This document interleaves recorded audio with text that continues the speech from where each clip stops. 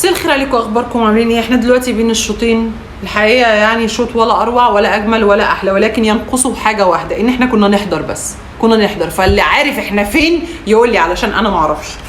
احنا طول الشوط الاولاني ما كناش موجودين. عندي سؤال واضح وصريح محتاجه بجد اجابه عليه. رؤى وناصر منسي بيعملوا عندنا ايه؟ بس فقط لا غير. خليني اقول لك، انا دلوقتي عندي شركه، والشركه دي محتاجه فيها موظفين، مع العلم اللي انا عليا ديون اساسا، فانا محتاجه انتاج عشان يجي لي فلوس، فسدد ديوني وادفع المرتبات للموظفين. فيجي لي موظف لا يليق والسي في بتاعه واقع، وفي الاخر يقول لي انا باخد منك ملايين، وفي عز الظروف اللي انا فيها دي احتفظ بالموظف ده. اقنعني واديني عقلك. رؤى وناصر منسي بياخدوا فلوس على اي اساس؟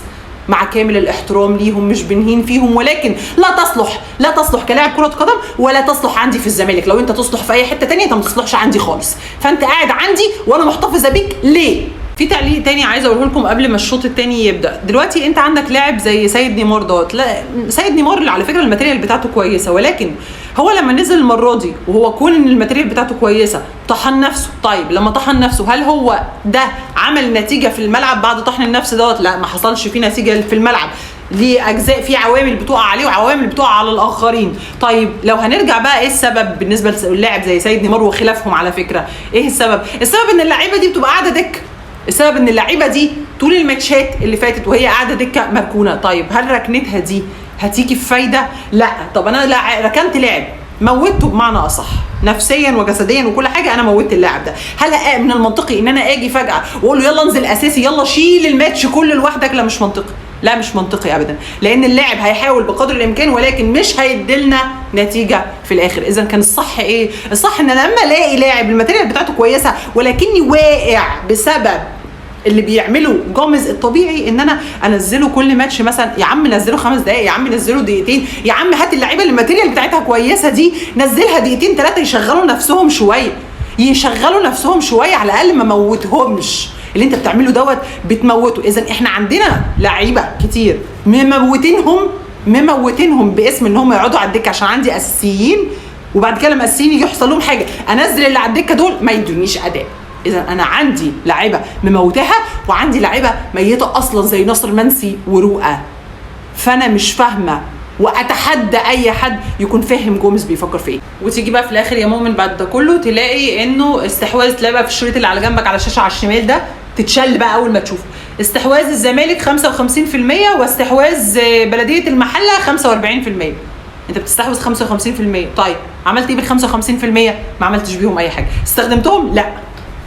انا بستحوذ، بس انا باخد الكوره خليها في رجلي، اعمل بيها ايه؟ بهجم؟ لا. ما هنقعد نلقفها لبعض. انا باستحواذ بلا هدف، ودي اللي بنعاني منه كل مره. استحواذك يكون بهدف؟ لا، انا مش هعمل كده. انا هستحوذ بلا هدف عشان لما ينزل في الشريط ده عشان الجمهور اول ما يشوفوا نسبه استحواذي كل شويه ما بتعلى. ده في الشوط الاولاني هتبقى 55%، تعالى اتفرج في الشوط الثاني هيبقى استحواذنا اعلى بكتير. بقى اتفرج علينا، هنعمل بالاستحواذ ده حاجه مش هنعمل. طب اديني عقلك. انا دلوقتي عايزه انزل كل الدكه، انا نزلت كل الدكه وطلعت الاساسي خليته دكه، انا عملت روتيشن. طيب بالعقل كده، اللي بيعمل الحركه دي هو اللي يواسيك من الفوز، اللي يواسيك من الدكه. على الاقل المفروض ان انا لو انا عايزه انزل الدكه هنزل جزء من الدكه مع جزء من الاساسي، بحيث ان انا اعمل توازن. مش هموت اللي هو انا مقعد كله دكه وما بنزلهمش خالص، وفجاه هنزل كل الدكه وهطلع كل الاساسي اخليهم دكه. والله ربنا الوحيد اللي عالم انت بتفكر في ايه يا جوميز. انا مش فاهمه. انت محسسني ان انت باشا، مش مهم. انا لو خسرت دوت مش هتفرق لي الحياه في حاجه. انت بتشلنا. الاستحواذ في الشوط الثاني كان في مصلحه الزمالك على حساب بلديه المحله دون احراز اي اهداف فيها. استحواذ ومحاولات تسديد.